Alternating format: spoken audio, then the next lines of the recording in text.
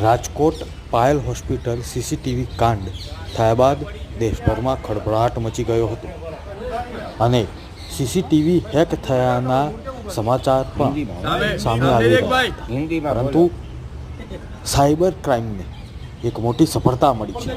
Payal hospital video કાંડ, જેમાં મહિલાઓની સારવાર દરમિયાનના અને તપાસ દરમિયાનના વિડીયો જે વાયરલ થયા હતા, તેની તપાસનું પગેરું મહારાષ્ટ્રમાંથી નીકળી ચૂક્યું હતું અને સાયબર ક્રાઇમ એક્શનમાં આવી હતી. રાજકોટ પોલીસ અને અમદાવાદ સાયબર ક્રાઇમ મહારાષ્ટ્રમાં પોતાની ટીમો મોકલીને સમગ્ર ઓપરેશન પાર પાડ્યું અને બેની મહારાષ્ટ્રમાંથી ધરપકડ કરવામાં આવી અને એકની પ્રયાગરાજમાંથી ધરપકડ કરી લેવામાં આવી છે.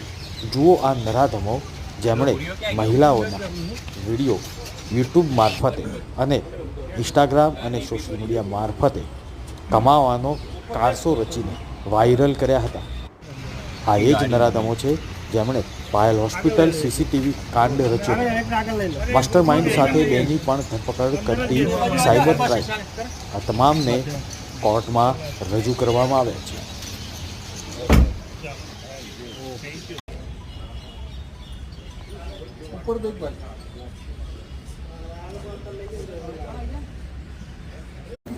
हमारा सोशल मीडिया मॉनिटरिंग सेल છે જો કાર્યરત છે અમદાવાદ સિટીમાં, એનો જ્યારે ધ્યાન પર આવ્યો કે એવા ટાઈપનો કોન્ટ્રોવર્શિયલ અને પ્રાઇવેસીનો ભંગ કરતા વિડીયો છે, તો તાત્કાલિક અસરથી DCP cyber Shrimati Lavina Sinha, ACP cyber Hardik Makadia और डीसीपी क्राइम श्री अजित राजन के साथ चर्चा करके इमीडिएटली एफआईआर दाखिल की गई. क्योंकि જ્યારે આ એફઆઈઆર દાખિલ થઈ ત્યારે ખબર ન હતી કે આ વિડીયો ક્યાંનો છે. પછી ખબર પડી કે આ રાજકોટનો વિડીયો છે અને ત્યાં નર્સિંગ હોમ છે એનો વિડીયો છે, પાયલ નર્સિંગ હોમનો વિડીયો છે. રાજકોટ સિટી પોલીસનો સંપર્ક કરવામાં આવ્યો.